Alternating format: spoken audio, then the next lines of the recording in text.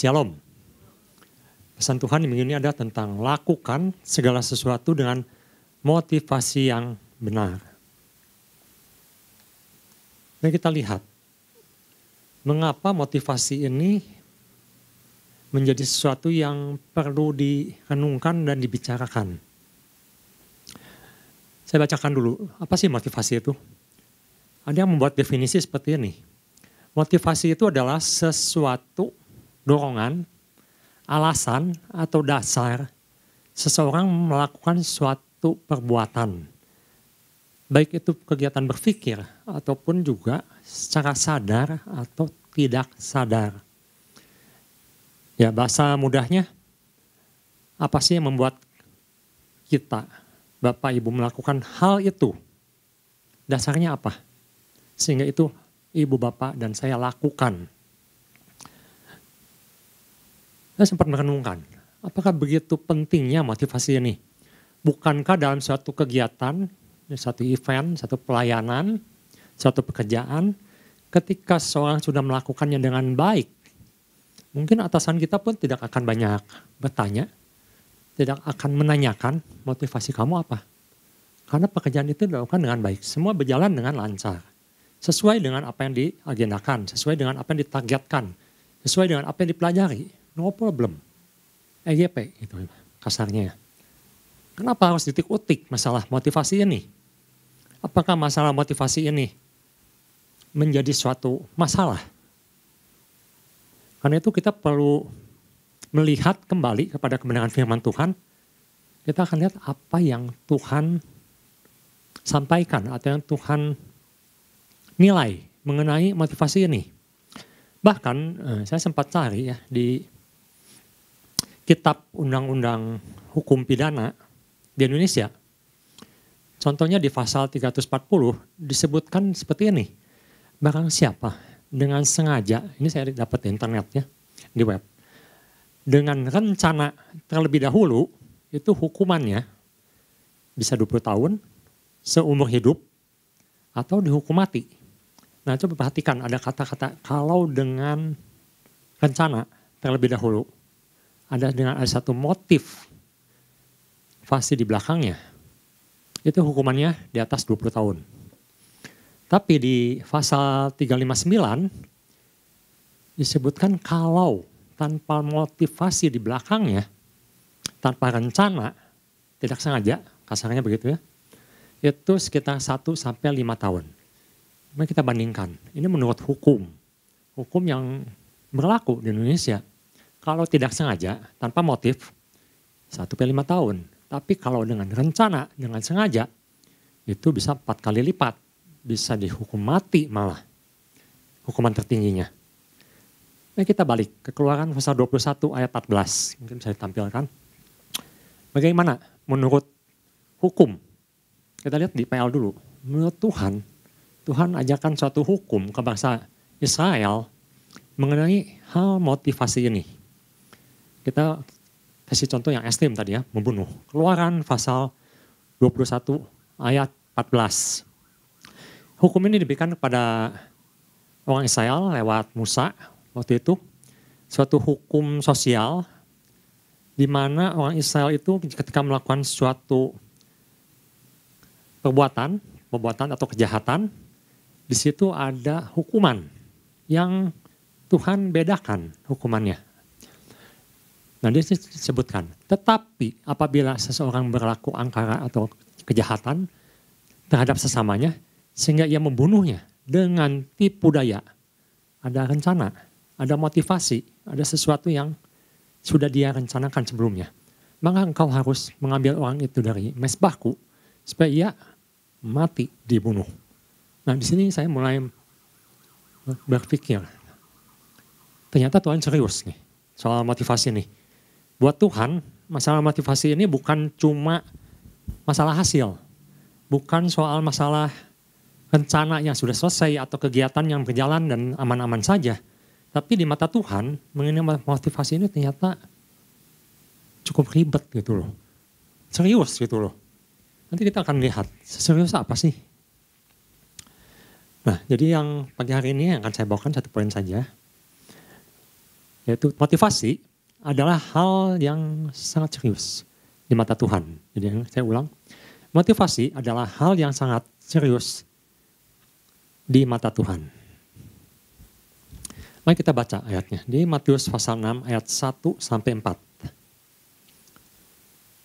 Nah ini Bapak Gembala sudah jelaskan, ini bukan soal sedekah, karena di situ judul perikopnya ada soal sedekah.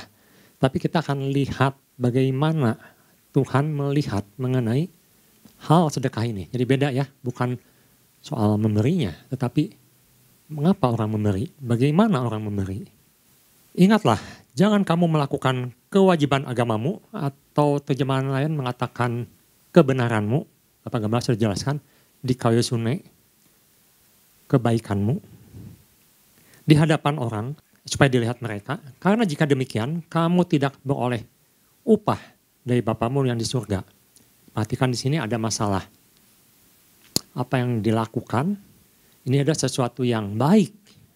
Jadi ini di sini kita bukan berbicara tentang kitab ini atau perikop ini bukan berbicara tentang suatu hal yang buruk. Bukan suatu celaan. Tetapi sebenarnya ini ada sesuatu yang baik. Seorang memberi sedekah, seorang memberikan sesuatu untuk Tuhan, pekerjaan Tuhan. Ini levelnya sebenarnya kalau saya lihat sudah cukup baik. Cukup dewasa, di mana orang sudah melakukan apa yang Tuhan perintahkan.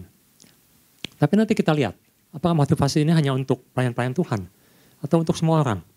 Ayat kedua, jadi apabila engkau memberi sedekah, janganlah engkau mencanangkan hal itu. Mencanangkan artinya digemakan, dibuat jadi viral, dibuat jadi supaya semua orang melihat, dibikin sensasi. Seperti yang dilakukan orang-orang munafik di rumah-rumah ibadat dan di lorong-lorong. Supaya mereka dipuji orang. Aku berkata padamu, sesungguhnya mereka sudah mendapat upahnya. 2 kali disebutkan. Yang pertama ada upah dari Bapa, ayat pertama. Yang kedua ada upah di bumi atau upah dari manusia. Yang ketiga, tetapi jika engkau memberi sedekah, janganlah diketahui tangan kirimu apa yang terbuat tangan kananmu. Ayat yang keempat, hendaklah sedekahmu itu diberikan dengan tersembunyi. Maka Bapamu yang melihat yang tersembunyi akan membalaskannya kepadamu. Diulang lagi. Ada sesuatu yang Tuhan balaskan, ada satu upah dari Bapa. Yang sini menarik, mari kita lihat dulu ya sebelum masuk ke pembahasan. Di Matius pasal 6 ini ada 3 hal yang Tuhan Yesus sampaikan. Sesuatu yang sangat penting dalam ibadah, suatu ibadah. Pertama mengenai persembahan. Persembahan yang berdasarkan suatu kebenaran, artinya yang memang harus dilakukan. Kebenaran seseorang atau di kayu sunai. Yang kedua, kalau kita perhatikan di ayat ke-5 sampai ke-15, dikatakan ini masalah doa. Doa itu suatu kewajiban untuk orang percaya, suatu hubungan. Jadi kalau kita perhatikan, ada 3 hal ini. Pertama mengenai sedekah atau pemberian atau persembahan. Yang kedua masalah doa. Dan nanti di perikop selanjutnya ada tentang puasa. Ketiga-tiga hal ini kalau kita perhatikan ada hubungannya dengan Tuhan. Ada hubungannya dengan Tuhan. Ada hubungan dengan orang lain dalam hal pemberian. Ada hal dengan diri sendiri, hubungan dengan Tuhan dalam hal berdoa. Dan ada hal berpuasa di mana kita melakukan sebenarnya apa yang Tuhan perintahkan. Tiga-tiganya sebenarnya ini adalah menunjukkan suatu karakter kedewasaan rohani. Jadi kalau saya perhatikan, pesan ini sebenarnya bukan saja untuk orang awam atau orang yang belum melayani, tetapi memang ada penekanan untuk orang yang sudah melayani. Tetapi yang dituntut oleh Tuhan ini adalah suatu karakter di mana hal ini harus dimiliki oleh semua orang percaya. Hal doa, hal puasa, hal mempersembahkan, itu adalah hal yang harus dilakukan oleh semua orang percaya. Dan di sini ada hal lagi yang Tuhan tekankan, yaitu mengenai caranya. Cara berdoa, cara berpuasa, cara memberi. Ada persamaan. Bapak perhatikan persamaannya. Yang pertama persamaannya adalah jangan dilihat orang. Bahasa Indonesia katakan dengan tersembunyi. Artinya jangan show off. Bahasa kerennya. Biar semua orang tahu. Biar semua orang melihat. Saya ini memberi. Kalau perlu dipajang namanya. Jumlahnya sekalian. Dalam hal berdoa. Tuhan Yesus juga sama sampaikan. Jangan seperti ahli Taurat, orang Farisi. Di tengah jalan doanya. Biar semua orang lihat, saya ini sedang berdoa. Saya ini sedang menunaikan ibadah agama saya. Semua orang tahu saya sedang berdoa pada Tuhan. Show off. Ditunjukkan pada orang lain. Yang ketiga masalah puasa. Sama.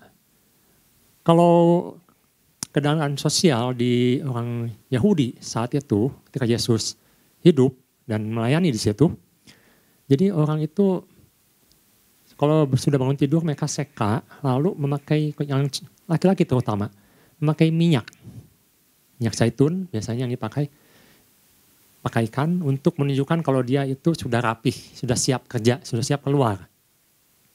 Jadi kalau keadaan sekarang dandan rapi ya, baju rapi, sepatu siap untuk kerja. Yang wanita sudah dandan, sudah siap untuk dilihat enak. Tapi orang Yahudi atau orang Farisi di sini yang Yesus maksudkan adalah ketika mereka berpuasa, mereka sengaja rambut acak-acakan, kelihatannya kuyu, kelihatannya lapar, kelihatannya capek, untuk menunjukkan bahwa mereka sedang berpuasa. Dan itu ada satu tindakan tuntutan agamawi. Jadi kalau orang melihat mereka, oh orang ini sedang puasa. Dengan kata lain, jangan diganggu, jangan disentuh. Jadi puasa itu ditunjukkan. Biar semua orang tahu, saya ini lagi puasa loh. Gitu. Jangan ganggu saya, hormati saya. Nah jadi ketiga hal ini, ada satu pola yang sama. Sama-sama menunjukkan. Supaya orang tahu, saya ini sedang melakukan sesuatu. Nah yang menarik, pesan Tuhan minggu ini, bilang, kita harus punya motivasi yang benar. Motivasi dalam hal apa? Dalam semua hal. Ini pesan Tuhan jelas di sini ya. Pak Gembala menuliskan di warta. Tuhan ingin kita melakukan dengan tulus, tepat tanpa ada motivasi terselubung di dalamnya. Pada setiap hal apapun. Jadi ini bukan menyangkut soal sedekah saja, bukan soal doa saja, bukan soal puasa saja, dalam segala hal. Bapak masih ingat Saul ya. Kita lihat nanti di 1 Samuel pasal 15 ayat 30. Nanti bisa tampilkan. Saul dipilih, dia punya kelebihan di antara semua anak muda saat itu di Israel. Dia katakan kepalanya satu jengkal lebih tinggi dari orang umum. Orang ini punya kelebihan. Dan diangkatlah, diurapilah oleh Samuel. Dia menjadi raja atas perintah Tuhan. Tapi kita lihat dalam perkembangannya. Suatu motivasi yang ada dalam hati Saul. Apa yang dia lakukan. Sehingga kita bisa tahu kalau motivasi Saul itu adalah tidak benar di mata Tuhan. Saul sangat mementingkan prestisnya. Kebanggaan dirinya. Egonya. Di 1 Samuel pasal 15 ayat 30. Di situ ketika dia mempersembahkan korban. Mengambil alih tugas imam. Tugas Nabi Samuel waktu itu. Dan selesailah, lalu Samuel menegur dan dia katakan, Sam, kalau saya tidak mempersembahkan, ini rakyat sudah hilang semua. Musuh sudah di depan mata, tinggal satu langkah, mereka menyerang, kita habis. Kurang lebih seperti itu bahasa sehari-harinya. Apakah saya salah mempersembahkan pada Tuhan? Toh, ini untuk Tuhan juga, saya lakukan. Tapi Samuel katakan, bodoh, kamu ini bodoh.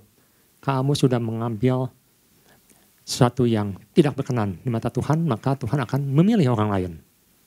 Nah, ini perhatikan coba. Ketika Samuel mengatakan hal itu, apa yang dikatakan oleh Saul? Tetapi kata Saul, aku telah berdosa. Oke lah, saya salah. Tapi, perhatikan di sini. Ini yang dikatakan pada Samuel. Sam, tunjukkanlah juga hormatmu kepadaku. Coba ibu bapak perhatikan. Di sini kata-katanya menarik. Bahasa Indonesianya sangat menarik. Dikatakan, Sam, Nabi Samuel, Oke, saya salah, saya berdosa. Tapi lu harus hormat pada gua. Gua ini raja. Gua ini pemimpin. Lu boleh jadi nabi. Tapi gua raja. Tunjukkanlah juga hormatmu kepadaku sekarang. Di mana? Di depan semua para tua-tua bangsaku. Di depan semua orang Israel.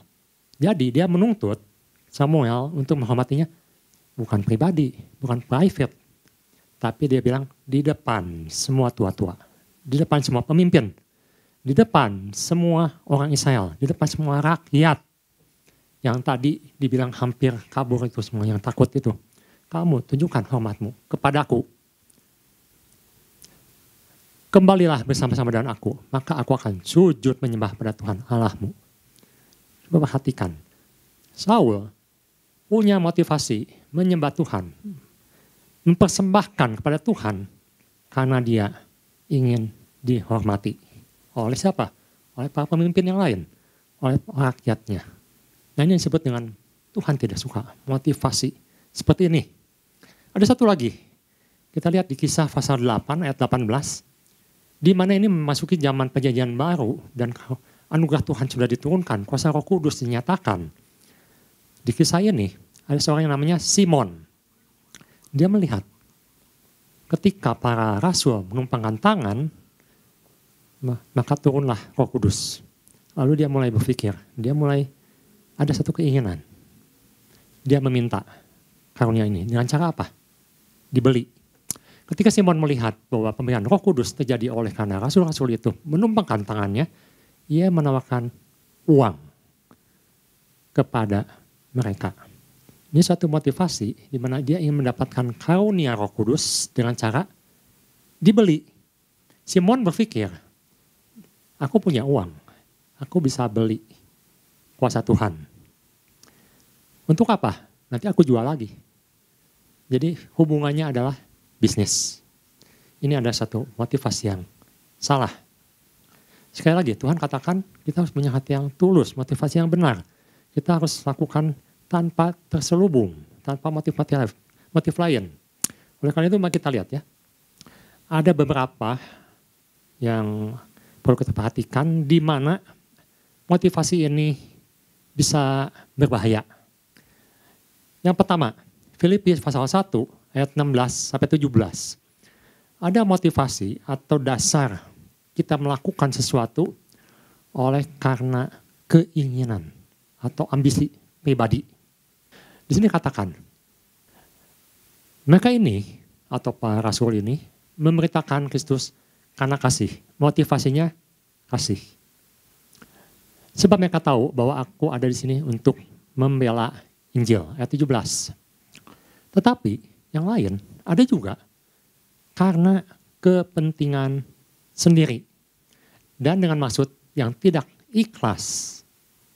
Sangkanya dengan demikian mereka memperberat bebanku dalam penjara. Jadi ada yang mengabarkan Injil. Ini berbicara bukan pekerjaan sekuler, ini pekerjaan Tuhan. Paulus katakan ada yang tidak tulus melakukannya untuk kepentingan diri sendiri. Jadi kalau saya lakukan ini, untung saya apa? Saya dapat apa? Benefitnya apa? Nah ini yang disebut dengan tipe orang yang memuliakan diri sendiri. Seharusnya, Tuhan katakan harusnya untuk kemuliaan Tuhan. Bukankah kita sering mengatakan, apa yang kau inginkan dalam kehidupan kepercayaan Kristenanmu? Oh saya ingin memuliakan Tuhan. Nah ini salah satunya. Kalau memuliakan Tuhan itu artinya apa? Jangan ambil kemuliaan Tuhan untuk diri sendiri. Artinya jangan mikirin, saya untungnya apa? Kalau saya melayani, ini saya untungnya apa? Saya dapat apa? Kalau saya ikut ibadah ke gereja, saya untungnya apa? Jadi fokusnya, saya dapat apa?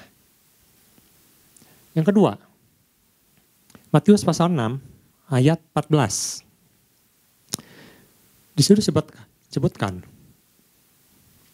Matius pasal 6 ayat 14. Karena jika kamu mengampuni kesalahan orang lain, Bapamu yang di surga akan mengampuni kamu juga. Ada orang melakukan, mengampuni karena ingin dapat sesuatu. Jadi dia ingin balasan. Kalau dia disebutkan Bapamu di surga akan mengampuni kamu juga. Artinya ada satu hubungan dengan surga di mana Bapa akan melakukan apa yang kita lakukan dalam hal kasih atau mengampuni.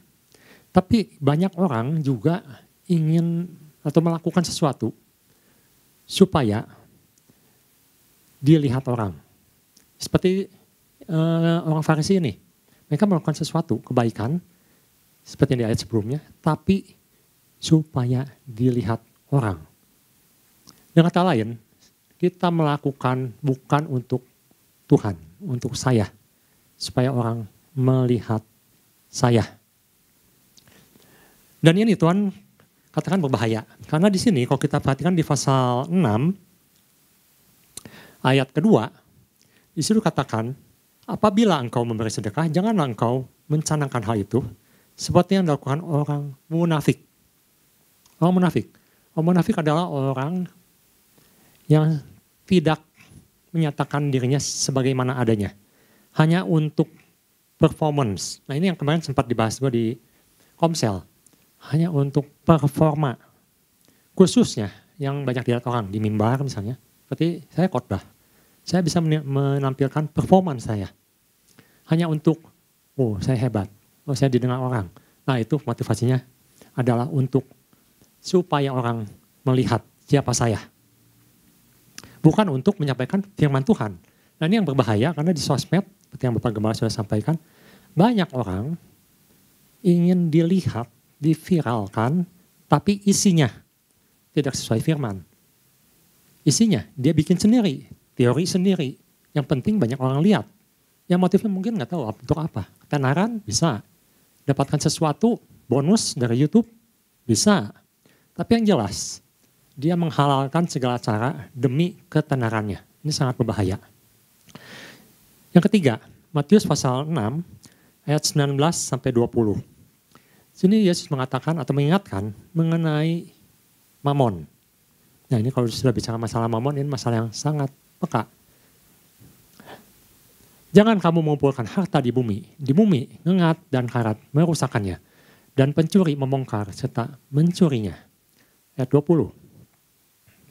Tapi kumpulkanlah bagimu harta di surga. Di surga, ngengat dan karat tidak merusakannya. Dan pencuri tidak membongkar serta mencurinya. Ada orang punya motivasi melakukan sesuatu demi mendapatkan uang atau mamon. Jadi mamon ini bisa menutupi tugas sebenarnya yang harusnya dia lakukan sebagai duta kerajaan Allah. Tapi karena dia melihat mamon ini dapat penghasilan yang besar, dia mulai menyeleweng. Artinya dia bisa dibeli. Asal orang bayar, dia lakukan pelayanan. Asal orang bayar, dia lakukan pekerjaan, tanda kutip pekerjaan Tuhan. Seperti Simon itu. Dia ingin membeli karunia Allah supaya dia bisa jual lagi. Dan saya merenungkan berbahaya mengenai mamon ini. Karena motivasi seseorang, motivasi suatu organisasi, motivasi suatu apapun bisa berubah jarumnya. Asalnya sosial, jadi komersial. Asalnya free, jadi berbayar. Seperti itu misalnya. Saya bukan mengatakan bahwa berbayar itu artinya kalau gitu harus gratis semua. Bukan itu maksudnya. Tetapi tujuan utamanya bergeser. Misalnya dulu tujuannya supaya semua orang bisa menikmati kesejahteraan. Dalam hal pendidikan misalnya. Dalam perjalanan waktu motivasi bisa berubah. Karena dia melihat, wow ini uangnya besar. Saya tidak berbicara tentang hal yang gereja saja. Banyak sih semua hal. Ketika orang melihat ini cuannya gede, hati bisa berubah, motivasi bisa berubah. Mungkin casingnya masih sama, tapi sudah ke sana, sudah ke mamon. Nah makanya Tuhan Yesus ingatkan, hati-hati. Kalau motivasinya sudah ke mamon, itu sangat berbahaya. Makanya Tuhan ingatkan, kalau mengumpulkan harta, jangan fokus ke mamon, tapi untuk pelayanan pada Tuhan. Karena ada upah, tadi kita kembali lagi. Semuanya ada upah. Apa mau ambil di sini, di bumi, atau mau ambil di upah di Tuhan, di kekekalan nanti. Yang keempat, Lukas pasal 18 ayat 9 sampai 14. Ini juga suatu yang berbahaya, khususnya untuk orang percaya, di mana motivasi ini bisa membawa kita menjadi seorang yang menjadi roh agamawi. Jadi melakukan ritual, liturgi sebagai satu kebiasaan, di mana sebenarnya itu dilakukan bukan untuk Tuhan. Jadi dilakukan ya seperti biasa aja, karena memang standarnya harus begini, itu harus kita lakukan. Jadi suatu pekerjaan biasa. Nanti Ibu Bapak bisa baca di rumah. Di Lukas pasal 18 ayat 9 sampai 14. Dan ini juga berbahaya.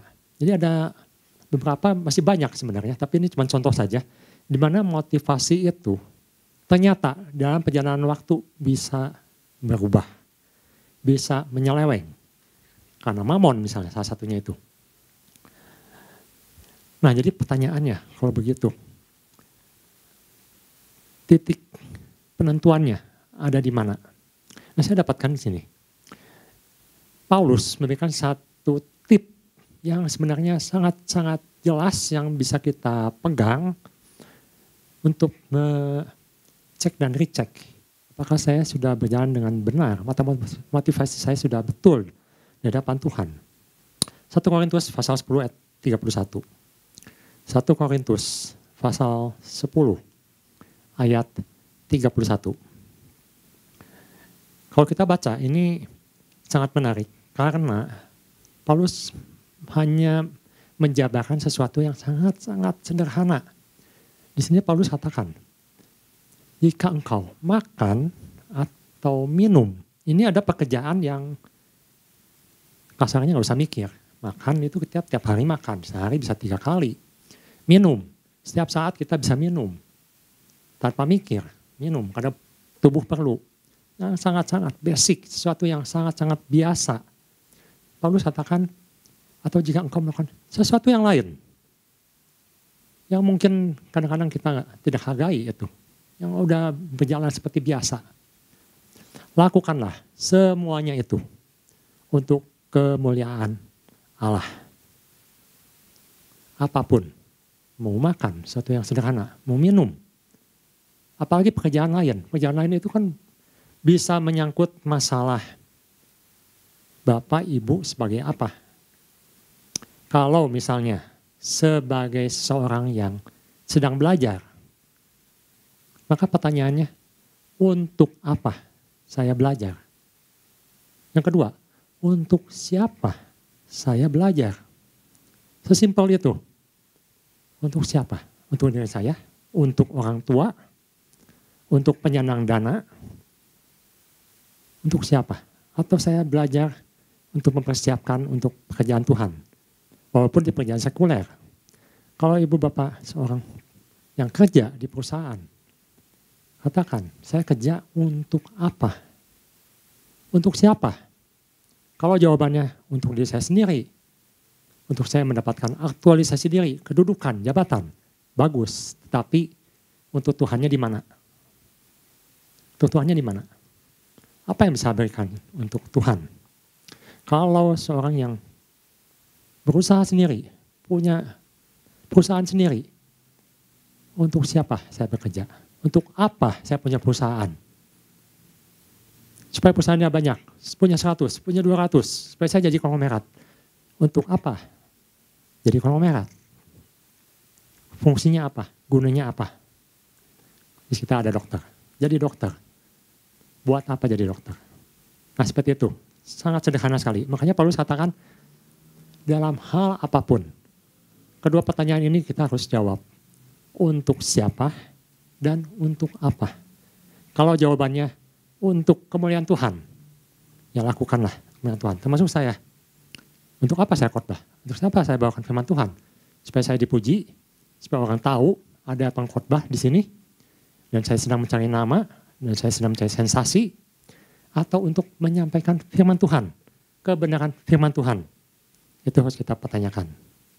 Itu yang bisa saya sampaikan di pagi hari ini. Sekali lagi, pertanyaan ini untuk siapa dan untuk apa kita melakukan pekerjaan kita di dunia ini.